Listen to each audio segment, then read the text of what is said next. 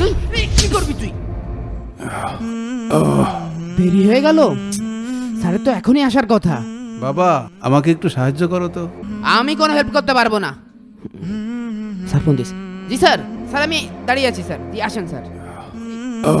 আরে দেখি তো, আরে লোকটাকে তো সাহায্য করা প্রয়োজন। তাড়াতাড়ি সাইকেলটা রাখি। দাঁড়ান দাঁড়ান, আসছি।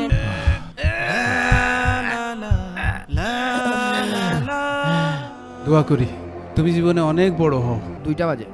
এ সাইকেলটা কার? এই সাইকেলটা কার?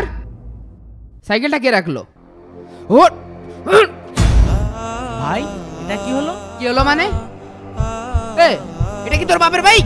এখানে সাইকেল রেখেছিস কেন? হ্যাঁ ভাই সাবধানে কথা বলেন, একদম আমার বাপ মা তুলে কথা বলবেন না। 100 বার বলবো। কি করবি তুই? কি করবি তুই? আমি চাইলে আপনার গায়ে হাত তুলতে পারতাম, শুধু আল্লাহর জন্য আপনাকে আমি ছেড়ে একটা দিলাম। কথা বলবি না, বেয়াদব কোথাকার ফালতু।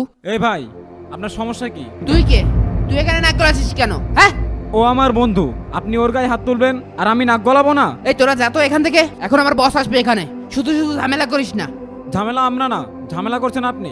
সামান্য একটা বাইকের কারণে আপনি আমার বন্ধুর গায়ে হাত তুললেন। মনে রাখবেন, অহংকার হচ্ছে সত্যকে উপেক্ষা করা এবং মানুষকে তুচ্ছ-তাচ্ছিল্য করা। আসসালামু আলাইকুম স্যার। ওয়ালাইকুম আসসালাম। এ রহমান, এখানে কি করছিস? আমি বাজার করতে যাচ্ছিলাম, তখন দেখি একজন বৃদ্ধ লোক রিক্সা নিয়ে রাস্তায় উঠতে পারছে না। আমি সাইকেলটি রেখে তাকে সাহায্য করতে গিয়েছিলাম। এসে দেখি সে আমার সাইকেলটি ফেলে দিয়েছে এবং আমাকে গালমন্দ করে এবং আমাকে চর পর্যন্ত মেরেছে, শুধুমাত্র সাইকেলটি তার বাইকের উপর রাখার জন্য। রকি, আমি তোমার কাছ থেকে এমন ব্যবহার আশা করিনি।